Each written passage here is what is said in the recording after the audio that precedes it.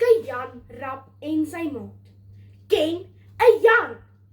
Groot Jan, klein Jan, slim Jan, sterk Jan, braaf Jan en bang Jan. Liewer bang Jan as dooie Jan, lui die ou spreekwoord.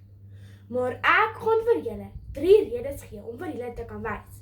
As jy kies om 'n bang Jan te wees, gaan brawe Jan jou heel waarskynlik oorleef. 'n Bang Jan maak eerstens dom besluite met vervoer. Oupa bang Jan kom kuier vir die vakansie. Hy kies om liewer nie te vlieg nie, want hy's gans te bang dat die vliegtuig gaan val. Oupa bang Jan is bang vir baie dinge, maar hy is veral doodbang vir doodgaan. Hy durf toe maar die lang pad in sy chorrietjie aan.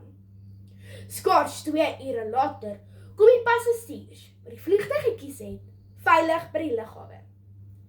10 ure later het oupa bang Jan se kinders nog niks van hom gehoor nie. Hulle bel toe maar die polisie, die hospitale en die lijkhuis. Van Slim San het vir klein bang Jan 'n skokkende artikel op die internet gewys. Volgens die mees onlangste statistieke is dit 190 keer gevaarliker om padvervoer bo lugvervoer te kies. Die berekening sprei uit die statistieke, verwerk onder die leiding van hoofnavoorsitter Richard Kerr, gepubliseer op statsandfacts.com op 17 Desember 2024 onder die opskrif: Is lugvervoer veiliger as padvervoer? Plaaslik is die kontras selfs groter, want Suid-Afrika se lugvervoer tel trots onder die veiligste ter wêreld, terwyl ons paaie sommer 4 keer meer lewens eis as internasionale gemiddeld. Van gevaar op die pad, tweedens na gevare by die huis. Brawe Jan, so ontwagter, blaf die hele huisgesin wakker, toe 'n inbreker oor die heining klim.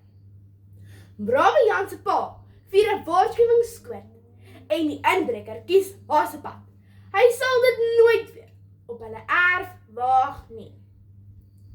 By die bure werk dit anders. Bang Jan se pa kies om liewer nie 'n groot hond te besit nie, want net nou gaan hy vir klein Jan byt.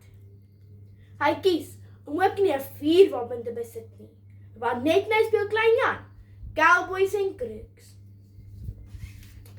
Een nag klim die inbreker deur hulle venster.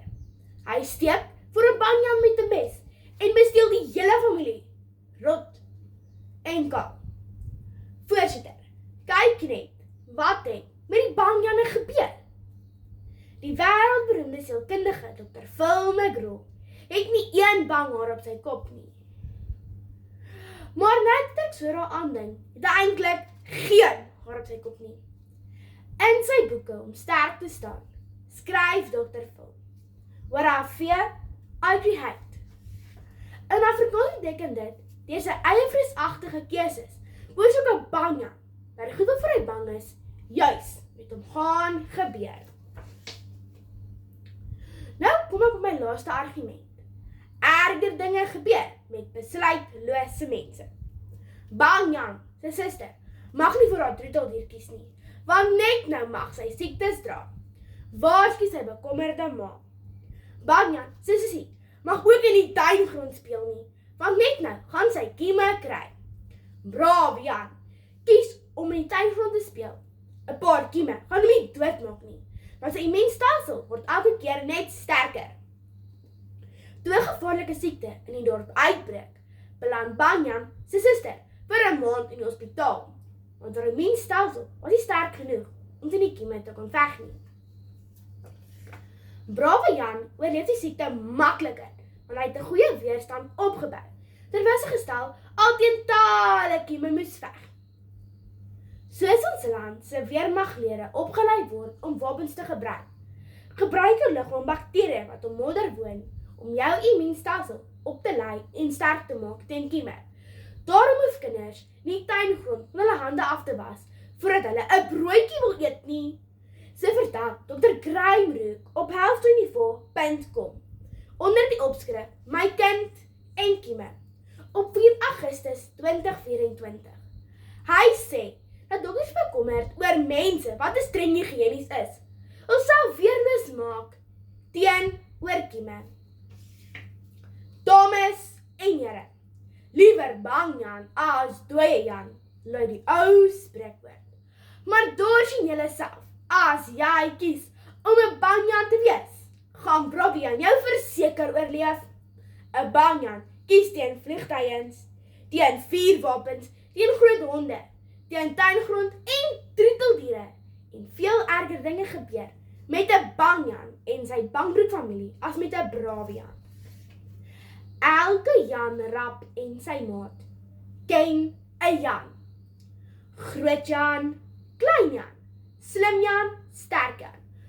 En party van ons onthou daarom nog vir die wyle ou bang Jan, wat gekies het om onder die bed te lê terwyl die weerlig slaan en net daar gepik is deur 'n giftige slang.